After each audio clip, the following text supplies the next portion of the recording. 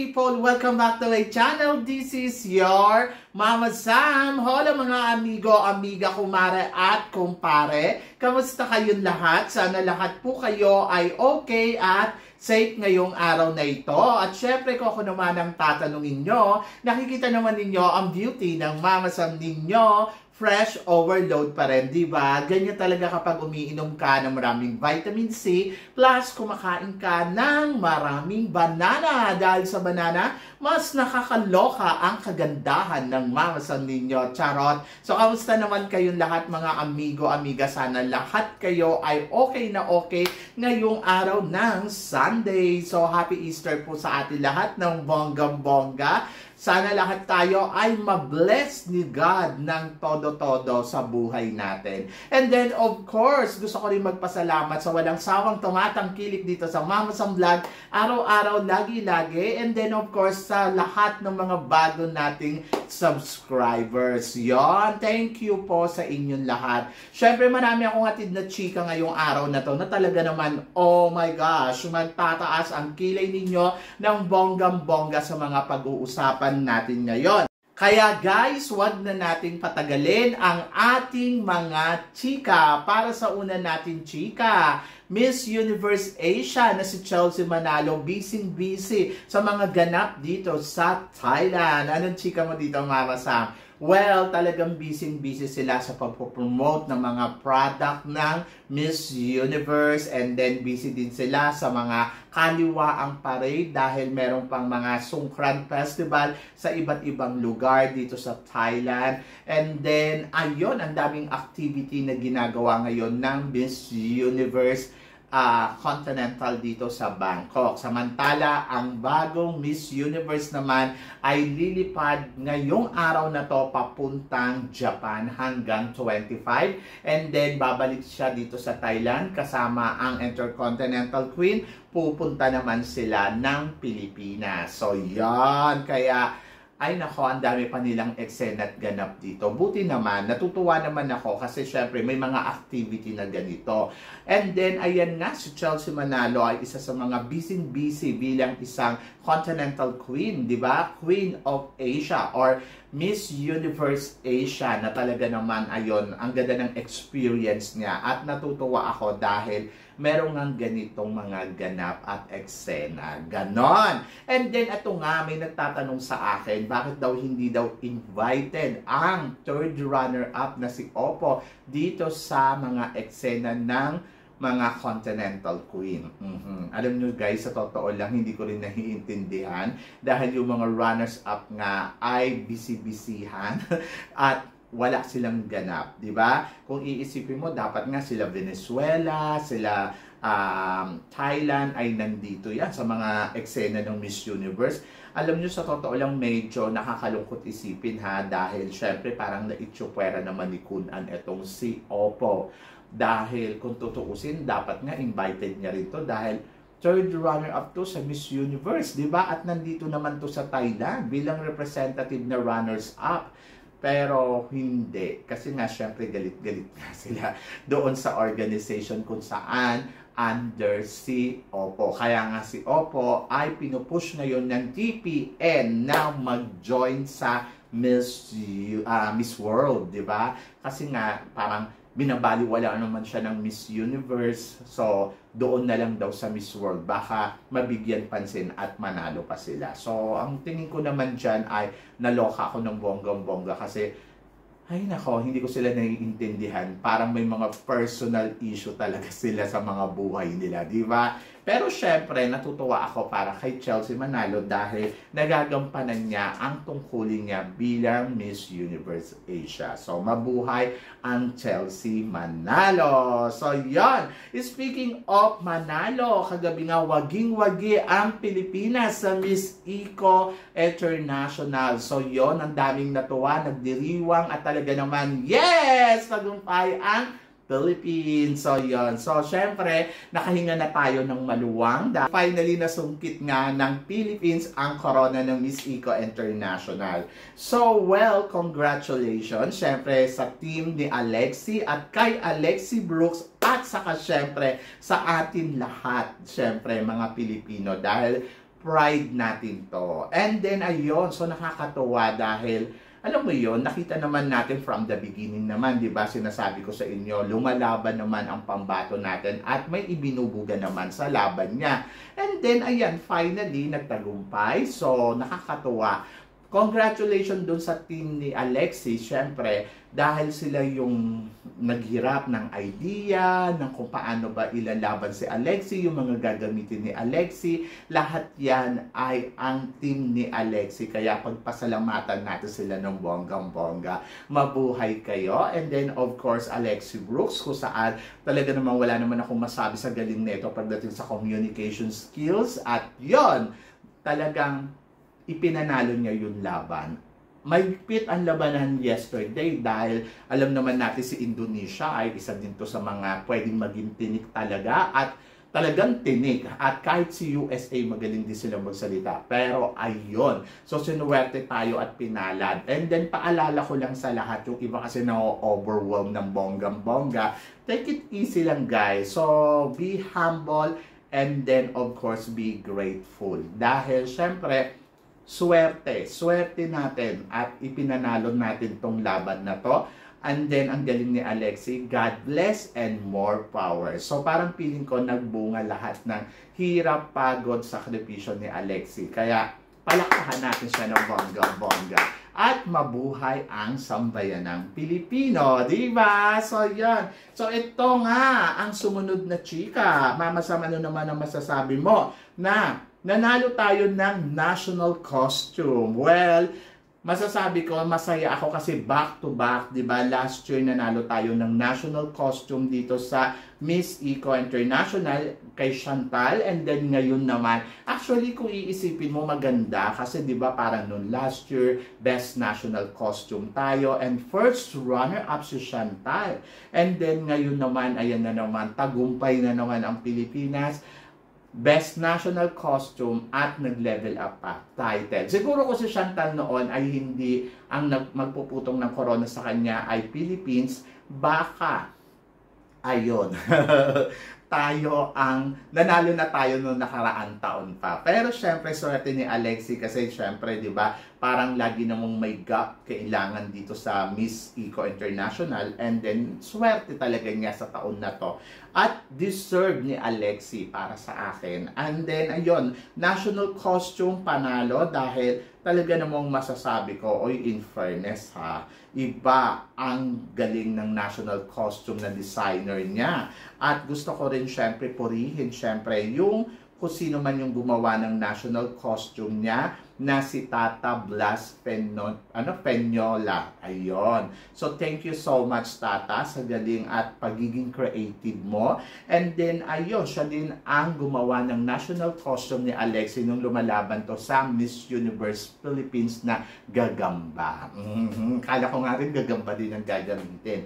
Hindi, eagle. O, diba? Very powerful na national costume ng Pilipinas, ang eagle. Dahil isa to sa mga pambansang hayop natin. Di ba? Pambansang ibon. Yan. Kaya, congratulations kay Tata. Ang galing ng creativity niya. Ang galing ng creation niya. Oo, kumbaga parang dapat purihin din natin ang isang tata sa paggawa ng national costume. At sana makagawa din siya ng national costume mula naman sa mga iba pang magiging kandidata natin sa international pageant. Diba? So yan, nakakatuwa. I'm so excited guys and I'm so happy dahil tagumpay ng Pilipinas yan. And then, para naman sa sumunod na chika, Mama Sam, CJ Opiasa, the Queen Maker. Anong chika mo dito, Mama Sam? Diyos ko naman, after na manalo ni Diamante, Alexis Brooks, at kahit yung mga yung Miss Grand Thailand, di ba? So, si ang nagturo dyan, si CJ Opiasa ang nagturo ng pasarela. So, nakakatuwa dahil syempre, credit natin to kay CJ Opiasa na isa sa mga tumulong nga sa mga queens natin, katulad ni Diamante at saka ni Alexis Brooks na inilaban natin sa international pageant. And I hope na sana maturuan din ni CJ ang CJ Opiasa yung mga iba pang mga magiging kandidata natin katulad syempre ni Tara Valencia at saka ni Krishnan Garavides. So, iba kasi din talaga yung pasarela talaga ni CJ Opiasa, kung paano to gumalaw, kung paano lumaban, kung paano maglakad, perfect bilang beauty queen. And then, I think tama yun na sinishare niya sa iba yung kanyang ginagawa dahil nakakatulong sa mga queens natin na lumalaban bilang representative natin sa international pageant. At nakita naman ninyo yung resulta. Talagang pak, and pak. O, diba? Pero syempre, bukod doon ay sana mas dumami pa din yung mga kliyente ni CJ Opiasa bilang pasarela trainer. Oo. So, natutuwa naman ako. So, laban yan. So, nakakatuwa, no? So, ikatlong corona mula sa Pilipinas mula nung 2018 na nag-start tayong lumaban nga dito. Ito nga ay nagwagi nga si Cynthia Tomalia. And then, 2022 naman si Kathleen Payton. 2019, parang feeling ko nag-first runner-up tayo. Tapos nag-title tayo ng Miss Eco Teen International. Then, ayan nga, Kathleen Payton. Tapos, 2023, walang pageant, alam ko. Tapos, 2024, ayun, si Chantal na yung lumaban. At si Chantal nga ay naging first runner-up. And then, ngayon naman, 2025, si Alexi Brooks na. So, yan. So, tatlong reyna mula sa Miss Eco International. Siyempre, umaasa ako na dadami pa. Bakit 2018 lang ba o 2017 lang tayo nanalo? Kasi, tawag dito, ano pa to yung kumbaga parang dito lang tayo nag-start sumali sa pageant na to o nung 2018 kung di ako nagkakamali, alam ko 2017 and then ayun, so congratulations sa atin lahat ng bonggang-bongga at nakakatuwa yung gandang Pinay, no? So laban lang. And then para naman sa sumunod na chika, which pageant has more relevance and purpose, Miss Eco or Miss Cosmo? Alam niyo, sa totoo lang, huwag na lang tayo magganyan-ganyan. Paalala lang po sa lahat.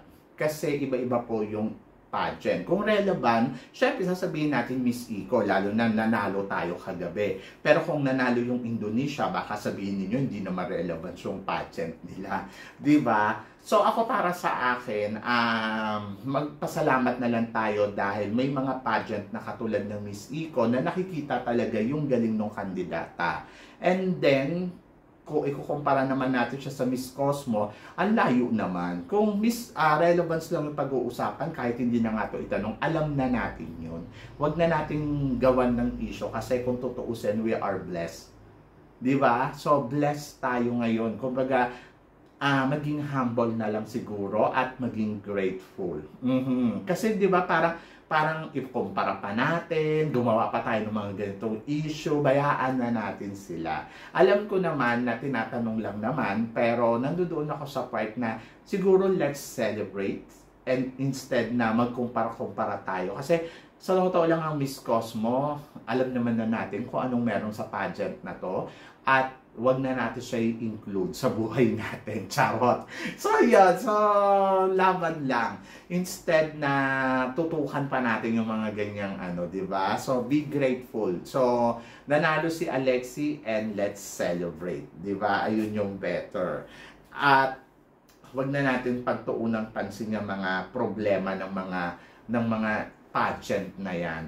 And then, para naman sa sumunod na chika, Atisa Manalo, nag-congratulate kay Alexi Brooks. Yes! Talaga naman, isa sa mga natuwa talaga, syempre si Atisa Manalo sa pagkakapanalo nga ni Alexi bilang Miss Eco International. Syempre, naging batchmate niya to nung nakaraang taon. And then, batchmate niya rin dito sa The Miss Philippines. Kasi, di ba, under silang lahat ng The Miss Philippines. In fairness naman sa The Miss Philippines, kung babalikan mo, lahat ng mga queens nila dito, halos talagang maganda ang naging posisyon sa labanan sa pageant. And then, ayun, congratulations sa kanilang lahat. So, looking forward tayo syempre sa mga susunod natin na mga queens na lalaban. And then, isa na nga si Atisa ngayon ang lumalaban ngayon sa Miss Universe Philippines. So, tingnan natin kung makukuha niya na kaya yung title ng Miss Universe Philippines. And then, ayun, nakakatuwa. Kasi si Atisa, alam mo yon, miski pa paano talaga, ay hindi siya nakakalimot na bumati sa kanyang sister, di ba? Dito sa mundo ng pageantry. And nakakatuwa. And for sure, si Alexi happy dahil, ayun nga, di ba? Naging title at saka ang swerte natin, Philippines. So, yan! And congratulations, syempre, Alexi Brooks, love. And then, ayun, love, ganito. So, yan. At eto nga, sumunod na chika, Mama Sam, tingin mo, Tara Valencia at Krishnan Gravides. So, sila na kaya ang sumunod na reyna. So, si Krishnan Gravides na ang lalaban sa susunod na pageant sa international kasi aalis na siya ngayong next week. Darating na linggo. So, I'm so excited dahil syempre, Krishnan Gravides, alam naman natin na naghanda to ng bonggang-bongga. And then, looking forward tayo kung ano nga ba ipapakita ng isang Krishnan Gravides sa Miss World. So, syempre, pressured to kasi alam mo yon na parang after makakuha ni Diamante at saka ni Alexi Brooks. So, ayan na. And then, next na si Tara Valencia. Di ba? Pagkatapos ni si Tara Valencia naman ang aalis. Diyos ko Lord. So, good luck talaga sa mga candidates natin. So, ngayong May, ang tututukan naman natin ay si Krishnan Gravides. And then, next month, after May naman, ay si Tara Valencia. So, congratulations ngayon pa lang at good luck sa kanila. So, medyo kinakabahan but nandoon ako sa part na siguro mas magandang magtiwala tayo sa dalawa nating reyna na magkukumpit sa international pageant. And then, paalala lang sa lahat, huwag lumaki ang ulo natin dahil nanalo tayo ng corona dito sa Miss Eco. Stay humble and then be grateful, guys. At support ang kailangan. Don't expect too much sa mga magiging representative natin sa ibang pageant. Instead, paalala ko sa inyo, mas maganda yung nagugulat tayo at pure yung happiness natin dahil alam mo yun, yung parang hindi mo naman ina-expect masyado na mananalo siya pero nandoon na alam mo naman lumaban. So may laban pero bahala na, di ba? More than doon sa parang nakapokus ka, no, mananalo yan, tapos biglang ligwa. Better na wala kang ina-expect sa kanya para kung ano man yung maging resulta, happy ka sa magiging resulta ng lalabanan nila sa international pageant. Diba? So, yan. So, kayo guys, ano guys ang masasabi ninyo dito sa mga pinag-uusapan natin ngayon? I-comment below mo yan para at least malaman ko naman kung ano naman ang chika mo dito sa mga tinatalakay natin. Syempre, maraming salamat po sa inyong lahat sa suporta at pagmamahal na binibigay ninyo syempre dito sa channel ko. At sa mga hindi pa po nakaka-subscribe, please don't forget to click like and subscribe my channel at i-click nyo na rin po ang notification bell para lagi kayong updated syempre sa aking mga chika. Sabi ng ganon, always keep smiling and laban lang. So guys, hanggang dito na lang. Hanggang sa muli nating chikahan! See you tomorrow. Thank you guys!